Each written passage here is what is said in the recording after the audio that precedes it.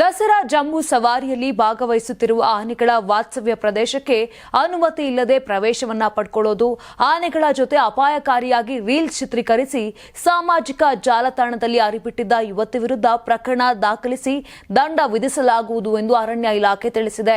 ಈ ಹಿಂದೆ ಕೂಡ ಅಂದ್ರೆ ಕಳೆದ ವರ್ಷವೂ ಕೂಡ ಇದೇ ರೀತಿಯಾಗಿ ಒಂದು ಘಟನೆಯಾಗುತ್ತೆ. ಅದಾದ ನಂತರ ಅರಣ್ಯ ಇಲಾಖೆ ಒಂದು ಕಟ್ಟುನಿಟ್ಟಿನ ಕ್ರಮವನ್ನ ಕೈಗೊಳ್ಳುತ್ತೆ. ಯಾರು ಕೂಡ ಆನೆಯನ್ನ ವೀಕ್ಷಣೆ ಮಾಡಲಿಕ್ಕೆ ಬರಬಾರದು, ಅದರ ಹತ್ತಿರ ಹೋಗಬಾರದು ಅಂತ. ಅದಾದ ನಂತರವೂ ಕೂಡ ಯಾರ ವೈಫಲ್ಯವೋ ಗೊತ್ತಿಲ್ಲ, ಈ ಬಾರಿಯೂ ಕೂಡ ಇದೇ ರೀತಿಯಾಗಿ ಒಂದು ಪ್ರಕರಣ ನಡೆದಿರುವಂತದ್ದು.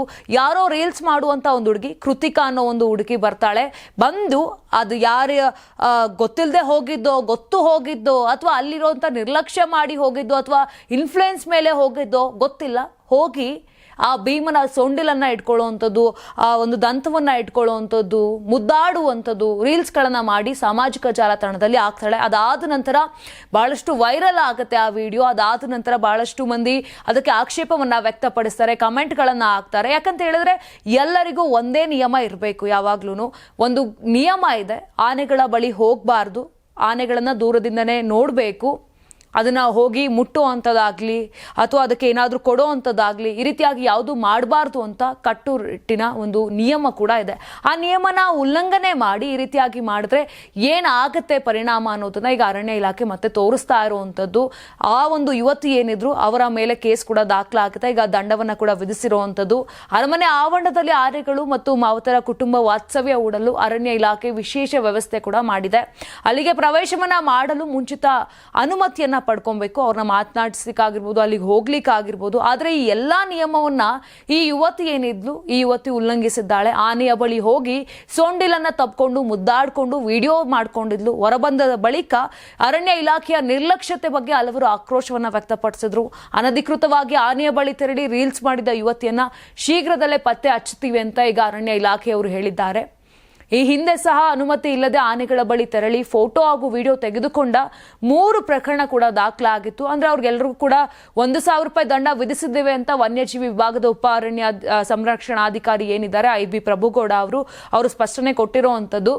ಏನೇ ದಂಡವನ್ನ ವಿಧಿಸಿದ್ರು ಕೂಡ ಈ ಹಿಂದೆನೂ ಇದೇ ತಪ್ಪುಗಳ ಆದ್ಮೇಲೂ ಹೇಗೆ ಮತ್ತೆ ಈ ವರ್ಷವೂ ಕೂಡ ಅದೇ ತಪ್ಪು ಮರುಕಳಿಸ್ತು ಅಂತ ಅಲ್ಲಿನ ಸಾರ್ವಜನಿಕರು ಕೂಡ ಆಕ್ರೋಶ ವ್ಯಕ್ತಪಡಿಸ್ತಿದ್ದಾರೆ.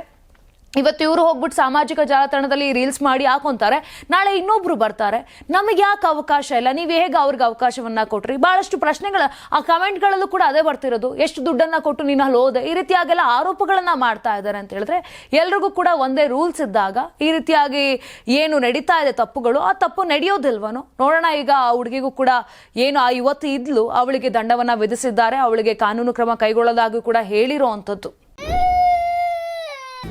ನಿಮ್ ಮಗು ಅಳ್ತಿದ್ಯಾ? ಹಾಗಾದ್ರೆ ನಿಮ್ ಮಗುವಿಗೆ ಜೀನಿ ಸರಿ ಇಟ್ಕೊಡಿ. ಯಾಕಂದ್ರೆ ಜೀನಿ ಸರಿ ಇಟ್ಟು ನಿಮ್ಮ ಮಗುವಿಗೆ 100% ಸರಿಯಾದ ಆಹಾರ. ನಿಮ್ಮ ಮಗು ನೆಮ್ಮದಿಯಾಗಿ ನಿದ್ದೆ ಮಾಡಬೇಕಾ, ದಷ್ಟಪುಷ್ಟವಾಗಿ ಬೆಳಿಬೇಕಾ? ಹಾಗಾದ್ರೆ ಜೀನಿ ಸರಿ ಇಟ್ಟು ಕೊಡಿ. ಎಲ್ಲಾ ಮೆಡಿಕಲ್ ಶಾಪ್ಗಳು, ದಿನಸಿ ಅಂಗಡಿಗಳು, ಸೂಪರ್ ಮಾರ್ಕೆಟ್ಗಳಲ್ಲಿ ಲಭ್ಯ. ನಮ್ಮ ಕರ್ನಾಟಕ ರಾಜ್ಯದಲ್ಲಿ ಕಳೆದ ವರ್ಷದ ನೀಟ್ ಮತ್ತು IIT JEE ಪರೀಕ್ಷೆಯಲ್ಲಿ ಸಾವಿರಾರು ಉಚಿತ ಮೆಡಿಕಲ್ ಹಾಗೂ IIT ಸೀಟ್ಗಳನ್ನು ನೀಡಿರುವ ನಮ್ಮ ಹೆಮ್ಮೆಯ ಎಕ್ಸೆಲ್ ಅಕಾಡೆಮಿಕ್ಸ್ ವಿದ್ಯಾಸಂಸ್ಥೆಯಾಗಿದೆ. 1 ವರ್ಷದ ಲಾಂಗ್ ಟರ್ಮ್ ನೀಟ್, CET ಮತ್ತು IIT JEE ದಾಖಲಾತಿ ಪ್ರಾರಂಭವಾಗಿದೆ. ಮೆಡಿಕಲ್ ಅಂದರೆ ಎಕ್ಸೆಲ್, ಎಕ್ಸೆಲ್ ಅಂದ್ರೆ ಮೆಡಿಕಲ್.